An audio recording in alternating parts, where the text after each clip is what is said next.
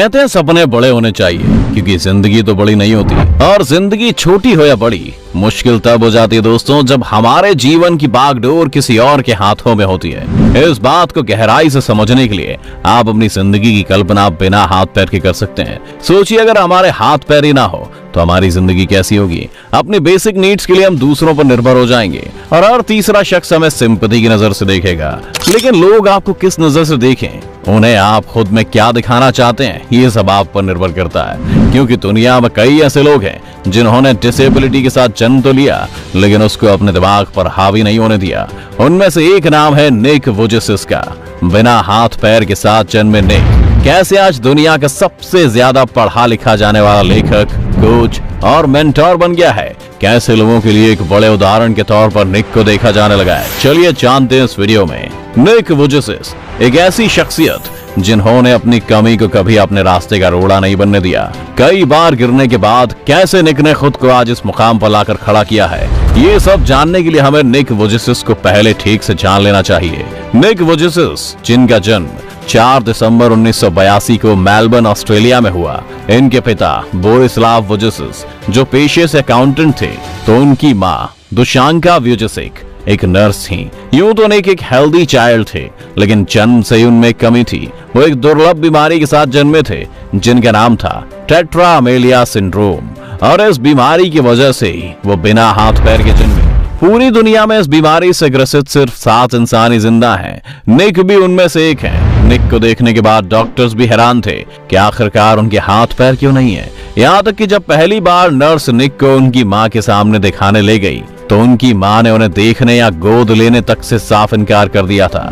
निक के माता पिता को उन्हें अपनाने में टाइम लगा, लेकिन जब उन्होंने निक को उनकी कमियों के साथ अपनाया, तो उन्हें निक की चिंता भी रहने लगी। बिना हाथ पैर के उनकी लाइफ कैसी रहेगी और उनका फ्यूचर क्या होगा। निक के माता पिता हमेशा इस बात को लेकर परेशान रहते। दरअसल निक के पैर की जगह पर सिर्फ उंगलियां थी जो आपस में चिपकी हुई थी, जिसे डॉक्टर्स ने ऑपरेशन के जरिए अलग कर दिया था। निक की जिंदगी जन्म के साथ ही मुश्किलों से भरी हुई थी। निक को अपनी रोजमर्रा की जरूरतों को पूरा करने के लिए कई मुश्किलों को झेलना पड़ता। पढ़ाई लिखाई, खेलना कूदना उनके लिए सब एक सपने जैसा था। वहीं निक की इस हालत को देखकर स्कूल में बच्चे उनसे अलग थलग रहते थे, उनका मजाक उड़ाते थे।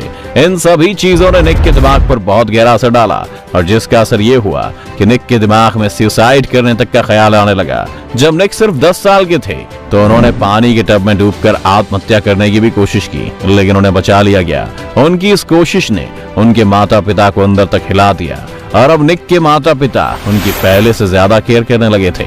माता पिता के प्यार और प्रोत्साहन ने निक को एक नया नजरिया दिया, और उन्होंने सुसाइड का ख्याल अपने दिमाग से हमेशा के लिए निकाल दिया। निक अब सुसाइड का ख्याल तो दिमाग से निकाल चुका था, लेकिन जिंदगी जीने की कला अब भी वो नहीं सीख पाए थे। लेकिन इसमें उनकी माँ ने उनकी बहुत मदद की। निक की माँ ने उन्हें एक आर्टिकल पढ़ने को दिया। इस आर्टिकल ने निक को न सिर्फ सफलता का रास्ता दिखाया, बल्कि जिंदगी जीने की एक नई कला भी सिखाई। यह आर्टिकल एक ऐसे आदमी के जीवन और उसकी सफलता पर लिखा गया था, जिसने विकलांगता की लड़ाई न सिर्फ लड़ी थी, बल्कि जीत भी हासिल की थी। इस आर्टिकल को पढ़कर निक को एहसास हुआ कि वो अकेले नहीं है जो अपनी विकलांगता के साथ जीवन में संघर्ष कर रहे हैं। बिना हाथ पैर के साथ किसी का इंडिपेंडेंट होना थोड़ा मुश्किल होता है, लेकिन निक के पेरेंट्स उन्हें इंडिपेंडेंट बनाने में लग गए, और इसी के चलते वो निक को स्विमिंग सिखाने लगे।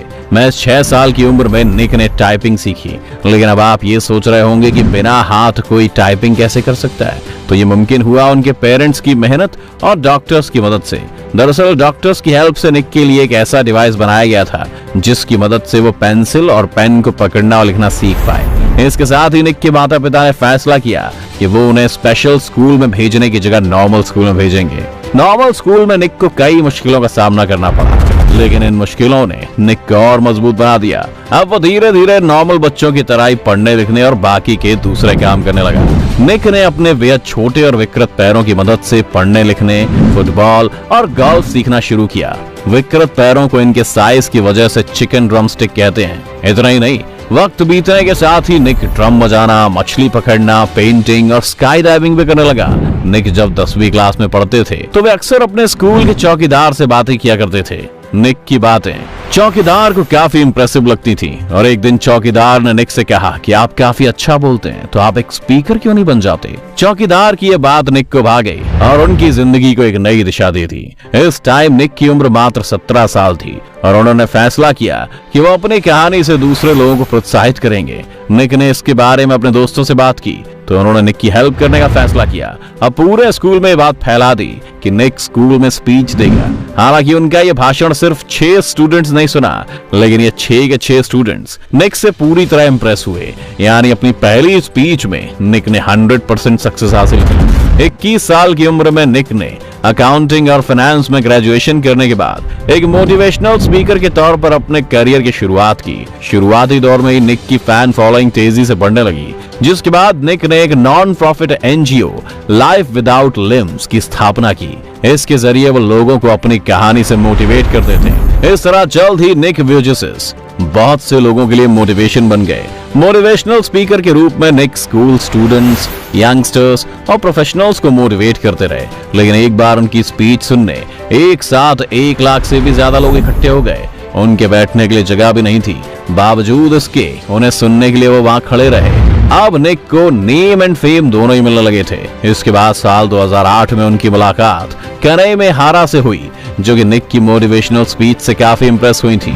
ये मुलाकात जल्दी प्यार बदल गई और 4 साल डेट करने के बाद निक ने मेहयारा से शादी कर ली और अब इन दोनों के 4 बच्चे हैं। निक ने अब तक 60 से ज्यादा देशों की यात्रा की है और लाखों लोगों को जीवन जीने की कला सिखाई है। उनकी इन कोशिशों के लिए उन्हें 1990 में ऑस्ट्रेलिया युवा नागरिक पुरस्कार से सम्मानित किया गया था। इसके अलावा निक ने एटीट्यूड इज एटीट्यूड नाम से एक कंपनी भी बनाई है। इतना ही नहीं, निक ने 2009 में आई शॉर्ट फिल्म बटरफ्लाई सर्कस में भी काम किया था। इस फिल्म के लिए निक को बेस्ट एक्टर चुना गया था। इस तरह निक ने कदम कदम पर यह साबित कर दिया कि किसी की डिसेबिलिटी उसकी सक्सेस को रोक नहीं सकती है। अगर इरादे मजबूत हैं तो कोई भी कमी आपका रास्ता नहीं रोक सकती है और सफलता आपके कदम एक न एक दिन जरूर चूमती है। निक कहते हैं कि उनका सबसे बड़ा सपना यही है कि वो जब भी जिंदगी में पीछे मुड़कर देखें तो ये कह सकें कि यस, मैंने कर दिखाया।